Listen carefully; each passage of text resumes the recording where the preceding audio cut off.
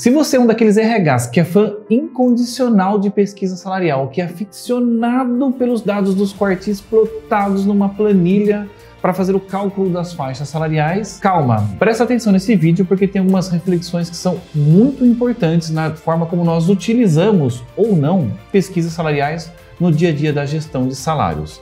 Me acompanhe.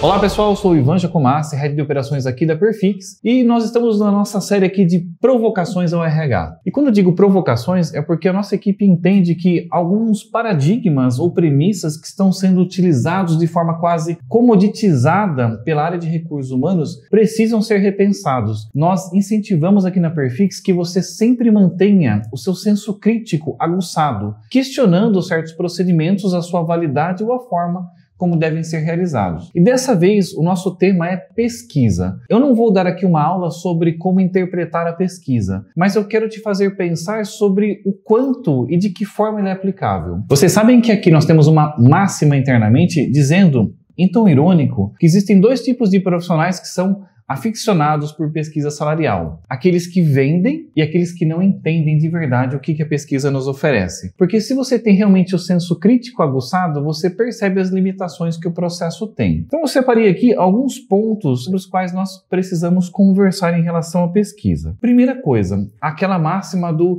mercado, eu preciso da pesquisa para estar alinhado ao mercado. E aí você coloca ali os dados do primeiro quartil, média, mediana, terceiro quartil. E aí eu te pergunto, o que é estar alinhado ao mercado? Porque muitos RHs entendem que pegar a média da pesquisa e utilizá-la como uma referência para montar a sua faixa salarial é estar alinhado ao mercado. E isso não poderia ser mais equivocado. Por quê? Se você travar a sua faixa no primeiro quartil ou no piso da pesquisa, você vai estar no mercado. Porque, a rigor, todos os dados que a pesquisa tem são mercado, eles vêm do mercado. A utilidade da pesquisa é mostrar a fila desses profissionais do mercado para que você entenda onde você precisa estar sentado nessa fila como um posicionamento estratégico. E, aliás, nós temos uma aula bem interessante aqui no nosso canal falando sobre como ler e interpretar a fila. Mas vamos lá. Então, a pesquisa, ela simplesmente está trazendo tudo aquilo que vem a ser mercado. Só que aqui começam vários pontos que nós precisamos desmistificar. Primeiro, a tal da média. Nossa, eu acho que um dos indicadores menos úteis quando nós pensamos em setup de faixa salarial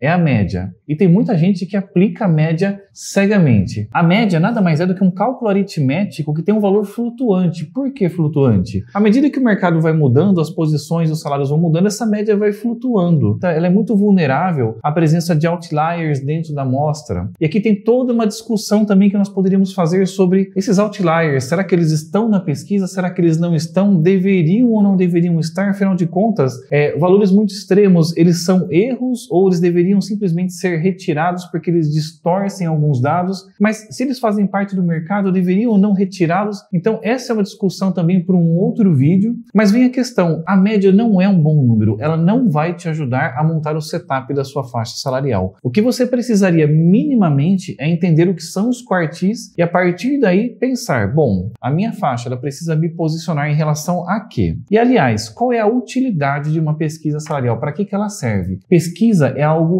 frio, calculista. A única coisa que nós queremos trabalhar através da pesquisa é uma medida de probabilidade. Ela não vai te garantir conseguir reter e atrair profissionais, que também o verbo muitas vezes é aplicado errado, né?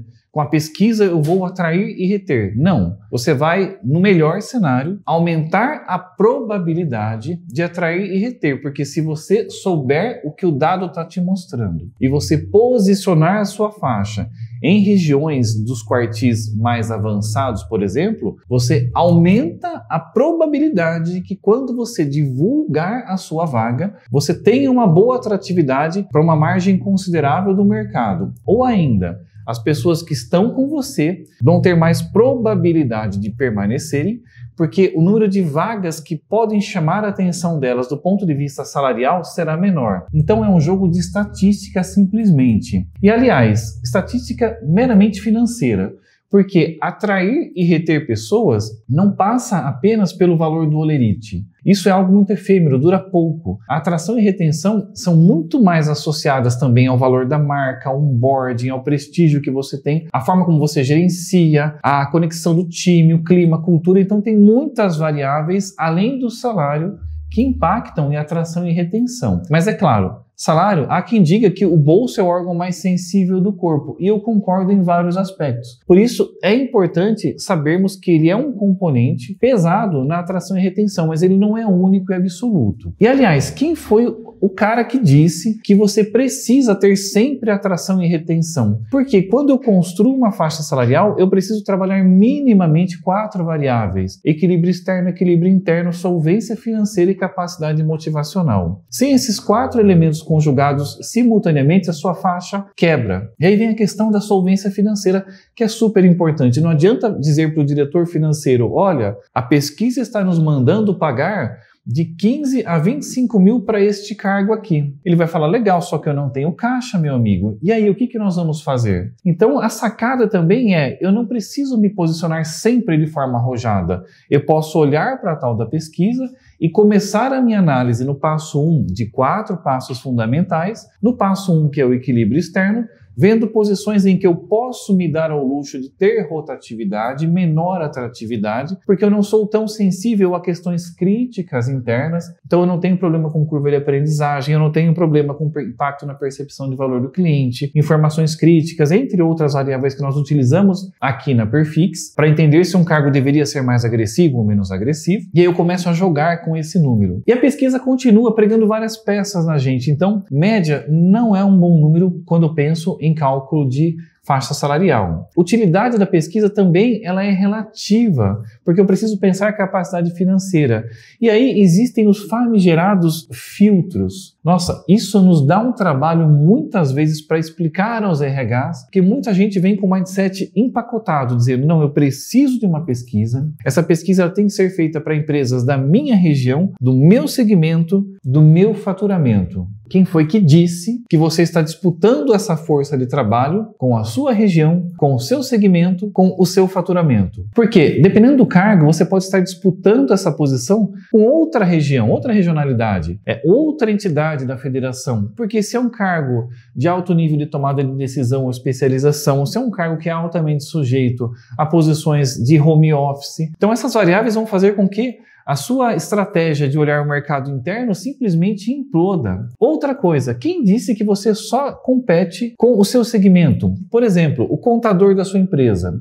Se você é da área de saneamento, você acha que o seu contador, se ele tiver que cogitar outras posições, ele só vai olhar para empresas de saneamento? Será que ele não pode cogitar eventualmente uma empresa do setor automobilístico, do setor de tecnologia? É evidente que sim. Então nós ficamos enviesados, cegos em relação à forma como a pesquisa deve ser utilizada e o quanto de valor real ela nos agrega. Porque não existe estratégia financeira de pesquisa alguma que resista a uma faixa que no fim do dia não combinou as 4 variáveis: equilíbrio interno, externo, solvência e capacidade motivacional. E o equilíbrio interno, ele é uma das dores mais prementes e que a pesquisa não resolve. Porque quando você olha para esse tal do mercado, e aí quando toda essa nossa visão de crítica construtiva. Poxa, eu preciso de uma pesquisa, quais são os quartis que eu vou utilizar como posicionamento, quais são os filtros que são cabíveis, como é que essa pesquisa vai rodar? Só que aí o direcionamento financeiro dessa pesquisa me diz: olha, para o cargo A eu tenho um valor de referência de 5, para o cargo B um valor de referência de 9. Legal, a pesquisa me disse isso, só que aqui dentro, na nossa realidade, porque a verdade é que a pesquisa ela simplesmente está olhando o mercado, o ambiente externo, fora dos muros. E o mercado ele está se lixando para o que acontece dentro da sua empresa. Ninguém está preocupado com a criticidade e o quanto as pessoas de fato estão se entregando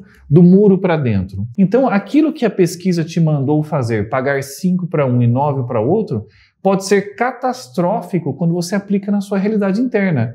Porque esses 2 cargos dentro do seu negócio têm a mesma importância, a mesma criticidade. Se você criar faixas tão diferentes, você vai implodir o seu sistema de motivação e a sensação de justiça que as pessoas têm. Então eu não posso ser cego e simplesmente fissurado na questão da pesquisa. Eu preciso apenas utilizá-la com moderação, com sabedoria, porque ela é um input, é um dos dados que eu vou combinar na minha análise para construir faixas adequadas, porque a pesquisa ela é meramente afeita a questões de mercado e economia. Ela sobe e desce não segundo a importância de um cargo, a relevância social de um cargo. Ela sobe ou desce afeita a questões de oferta e demanda. Ela é sensível nessa oscilação dos valores da mesma forma que os produtos na prateleira de um supermercado. Quando você tem escassez de azeite, o preço dispara. Quando você tem escassez de um determinado profissional, o salário dispara.